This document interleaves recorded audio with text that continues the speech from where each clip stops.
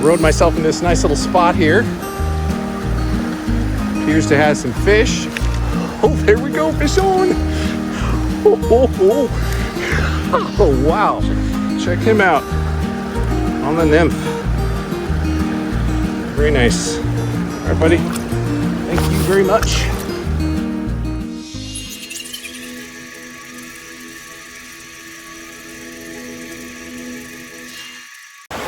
Hey, thanks for joining me. I'm on the Yakima River, and I'm gonna show you how to do nymphing. So this is a technique that I use with an indicator.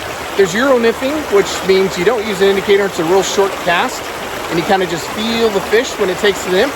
I do prefer to use the indicator, and I'm gonna kind of show you how it's done because we're in a really good area here, great scenes and water rushing in over an edge, so perfect spot to do a little indicator fishing.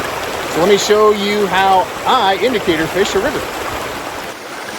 So the key is when you're indicator fishing, so you can kind of see here, I'm fishing off a ledge. It's got a lot of really nice seams and deep water and fast water flowing into a slower kind of a tailwater and right off an edge.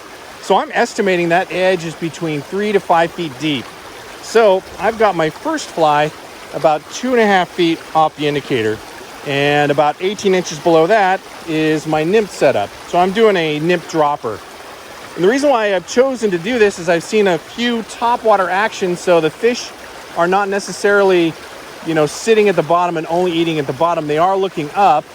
So since I'm estimating that I'm in 3 or 4 feet of water, I am guesstimating that they're going to be right at that level. And it is a guess, right? So it's better to be slightly above their head anyway.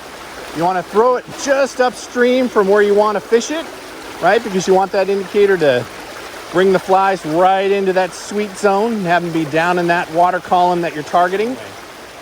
And what you want to try to do is you want this indicator to have as natural of a drift as possible.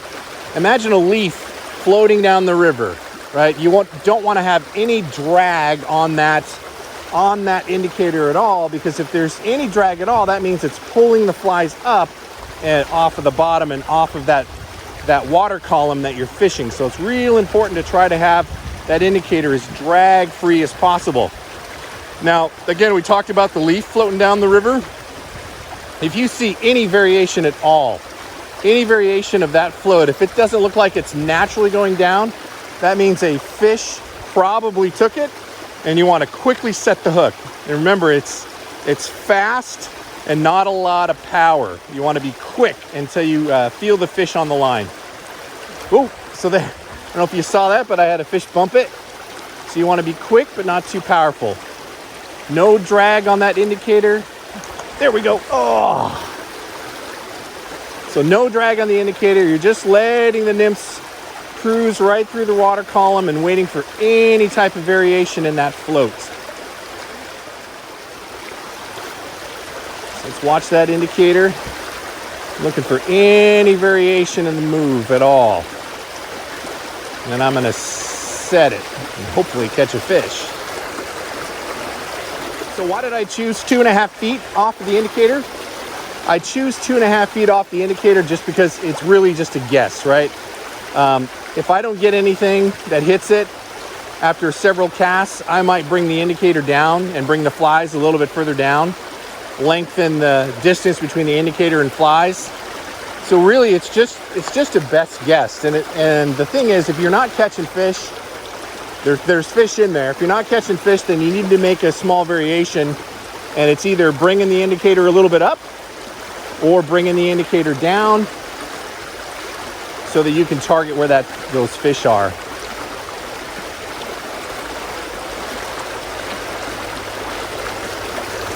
So I'm not going to do anything different with my indicator because I've had a few fish poke at it. So, all right. Notice too, I'm walking the fly out, right? I want to fish every section of this piece, keeping a nice mend on the line. You don't want a big loop in your line. Oh, there we go. Fish on. Oh, that's a nice one too. Oh, crap. That's a big fish. Might be a whitefish. But you notice that indicator all of a sudden started swimming upstream. Oh, it's a big whitefish. Wow, that's a huge whitefish. And that's how you know you've got a fish. So really, again, it's about trial and error. It's finding the fish and where they're wanting to feed in that water column, and just keep experimenting. And then once you've got it, you know, you've got it. So, jeez, it's a huge whitefish. God. Wow, look at the size of this thing. That is gigantic. Wow. Sheesh. All right, so now I know I found the water column where they want to eat, so I'm gonna keep at it. So again, you want to cast the indicator kind of up from the hole that you want to fish, because you want it to fall off the edge in the water column that you're trying to fish.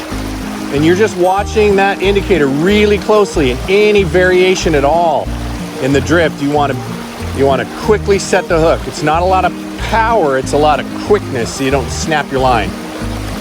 Any variation at all, that means a fish could potentially have it.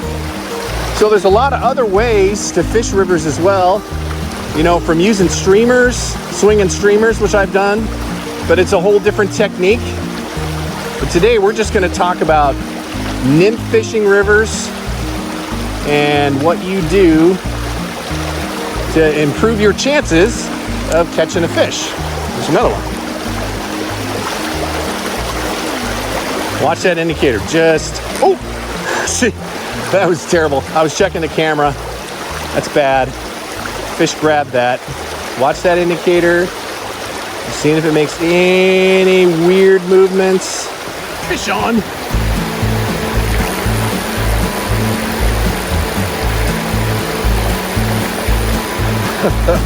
I was trying to get the boat situated. Decent fish too. Nice.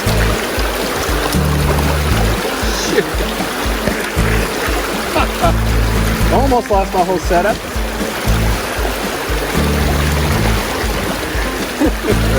What a shit show. All right, buddy.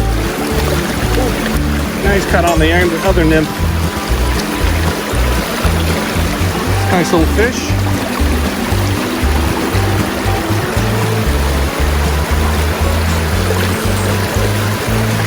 Sheesh. And that is how you fish an indicator.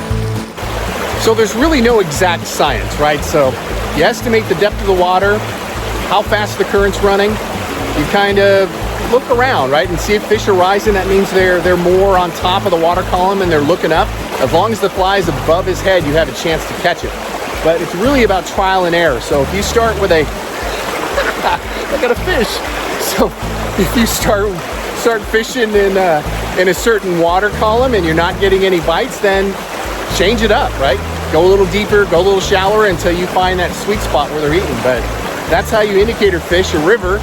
And yeah, let's see if we can catch some more fish. Fish on.